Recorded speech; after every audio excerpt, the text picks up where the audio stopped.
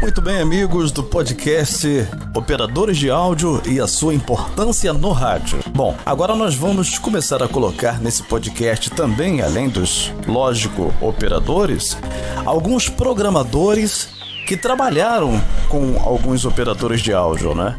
E as suas experiências com esses operadores. Programadores falando também dos operadores de áudio e a sua importância na mesa, e a sua importância dentro do programa e a sua importância no rádio. Vamos lá. Podcast A Importância dos Operadores de Áudio. Podcast A Importância dos Operadores de Áudio.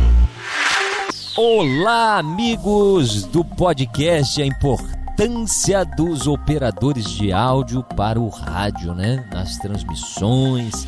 Eu sou o sacerdote Lázaro, estou aqui para conversar um pouquinho sobre os operadores. Bom, nós já tivemos programas de rádio durante muitos anos na Rádio Metropolitana, né? Em torno de 30 anos de programa, o programa Axé Brasil, e eu passei a apresentar esse programa num determinado tempo e passei a me relacionar de uma forma mais direta com os operadores.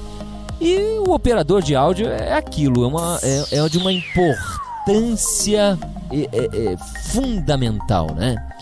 E eu quero dizer o seguinte, que eu só fui me dar conta da importância, né, do operador não faz muito tempo, né? Não faz muito tempo que eu entendi, né, que um bom programa, quando eu falo de programa de rádio popular, no nosso caso era um programa numa linha espiritualista, mas com uma grande dinâmica, né, porque variações de assuntos, inclusive de tom, tom da locução, da comunicação, e com vinhetas, com passagem, e o operador é imprescindível, né? Uma coisa fundamental.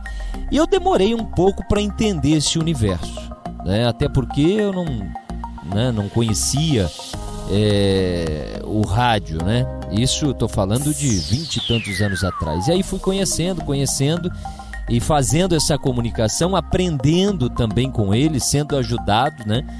E é isso. E aí eu quero dizer o seguinte, que cada profissional, e aí eu posso citar alguns nomes dos quais que eu trabalhei, por exemplo, né, o Wagner Melo, a Sônia de Oliveira, o André Luiz, o Cláudio Fernandes, né, que também é operador de áudio, além de locutor, que apresenta aqui o podcast, o Wellington, né, que também tivemos um tempo trabalhando junto.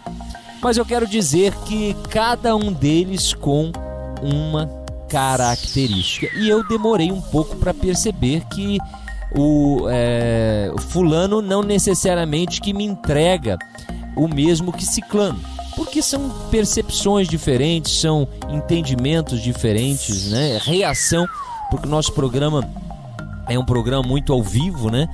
Com estilo ao vivo, às vezes até gravado no estúdio, mas com uma dinâmica ao vivo e sem script, né? Um programa sem planilha, né? Sem nós mesmos que íamos fazendo como se fosse mais ou menos assim, para você que está me ouvindo aí entender, né? Íamos pegando um assunto, falando sobre ele, e dentro daquele assunto ia acontecendo muitas coisas que exigia do profissional, do operador, uma mudança às vezes na trilha sonora, entrar com uma vinheta, enfim, muitas alterações. E às vezes eu não me sintonizava com a mesa em determinados momentos, né? Mas aí com o tempo fui entendendo que cada um tem uma característica, e agora todos são importantíssimos, né? Todos são importantíssimos. E aí falando, eu quero lembrar de uma pessoa que também trabalhamos juntos, que eu tive a oportunidade de trabalhar, foi o Andrei. O Andrei não era operador de áudio, e sim trabalhava com produção de televisão e também na parte de gravação. Ele também entendia da parte de câmeras. Tanto é que uma época ele gravava aqui um programa de televisão, né, que a gente fazia. E aí, numa ocasião, eu convidei ele se ele quisesse aprender o áudio aqui e Enfim, só que eu não dei tempo dele aprender, de, né, fazer um bastidor, ficar ali aprendendo, entendendo, e foi uma pena porque ele sofreu um pouco porque ele nunca tinha feito aquilo, mas um cara de uma capacidade extraordinária na parte de produção, que tinha uma percepção, e o operador, ele precisa ter também um ouvido, né, como a maioria tem, obviamente, de ouvir, de sentir a necessidade ali do locutor, do comunicador.